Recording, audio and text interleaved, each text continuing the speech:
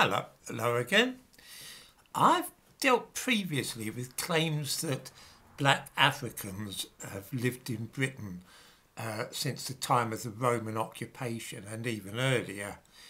When examined closely, these stories turn out to have little factual basis.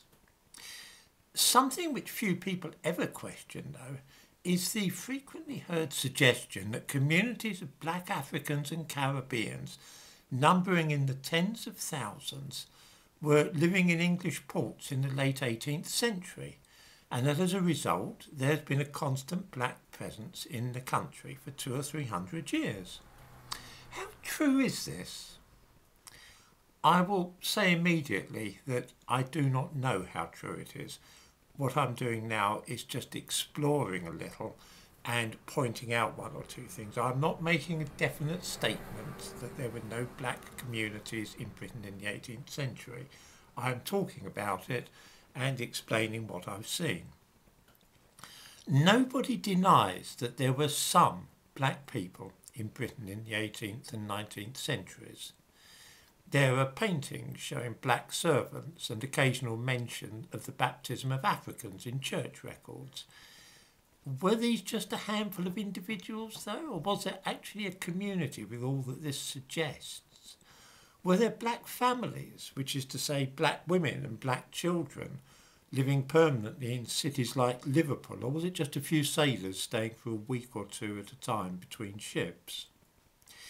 I attach in the description to this video a link to Historic England's website, in which they claim that 15,000 black people were living in the country during the late 18th century, and mention is made of Liverpool and Bristol. Where do they get their information? We're not told. I've tried to track down some facts and figures about these supposed communities, and each time I run into either a brick wall or I end up going round in circles. I look at a promising Wikipedia article called Black People in Liverpool, for example, which begins by claiming that Liverpool has the United Kingdom's oldest and longest established black community, going back several generations. Well, this looks definite. I then check the source given for this statement and find a PDF file to which I give a link above.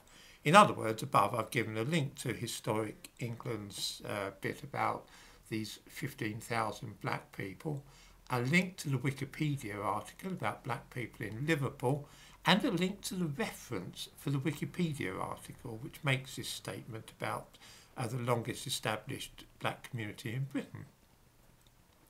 The PDF article simply states that the city of Liverpool has the longest established black community in Britain, epitomised by its role in slavery.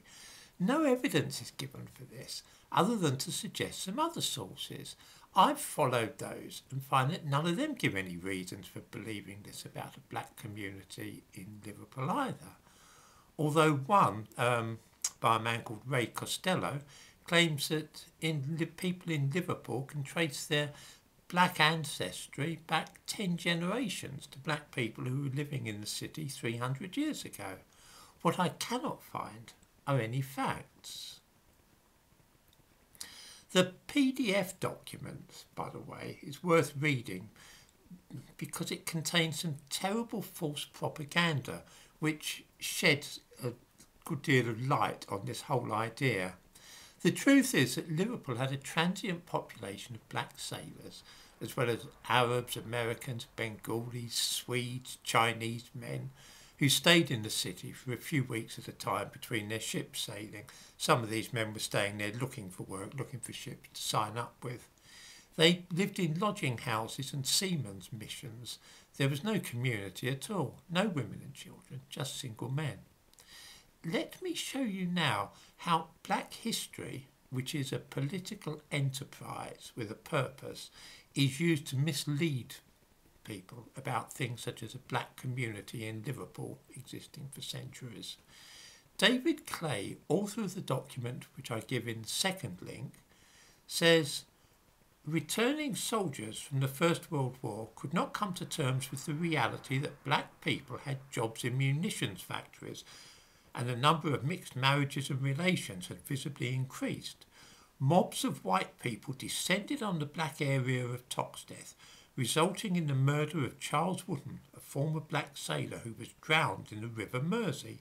The Charles Wooden Centre for Further Education was established during the 1970s in the Toxteth area. Elsewhere in Black History of Liverpool, we are told that Charles Wooden was lynched by white rioters.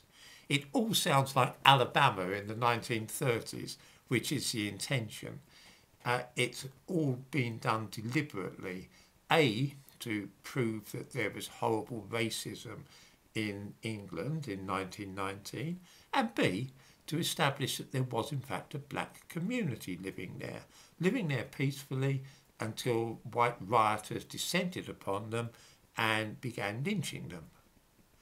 It's all a complete lie. What really happened? Let's look at the Yorkshire Evening Post for Friday, June the 6th, 1919. Ready? This is the story of the black man who was lynched. The disturbance began at the corner of Bailey Street and Grenville Street. A number of coloured men quarrelled with several Swedes, and high words led to a fight in which the negroes drew knives and razors. A constable on duty interfered, but was badly slashed about the face and fell to the ground. Assistance was summoned, whereupon the negroes fled to their quarters in Upper Pitt Street.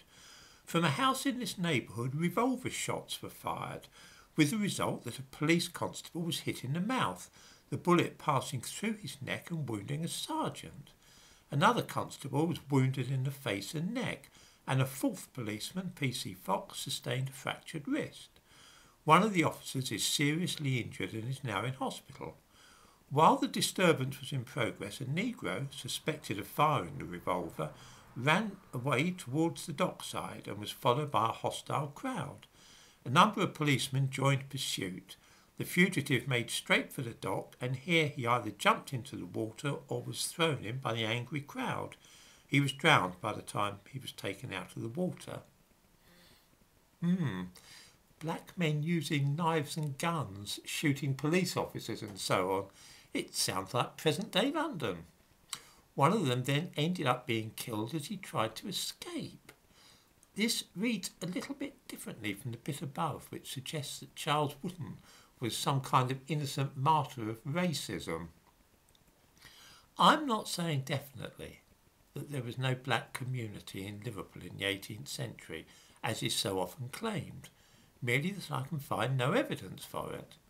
What I have found is evidence that young black men in Liverpool a century ago were carrying on much as they do in today's Britain, large cities. I don't think these men actually lived in Liverpool permanently, though. I think they were just staying in lodging houses for a few nights, like many other foreigners in Liverpool at that time, for example, the Swedes with whom they got into a fight. I'm happy to be proved wrong about this, though, so if anybody has any actual evidence on the subject, by all means, let's see it.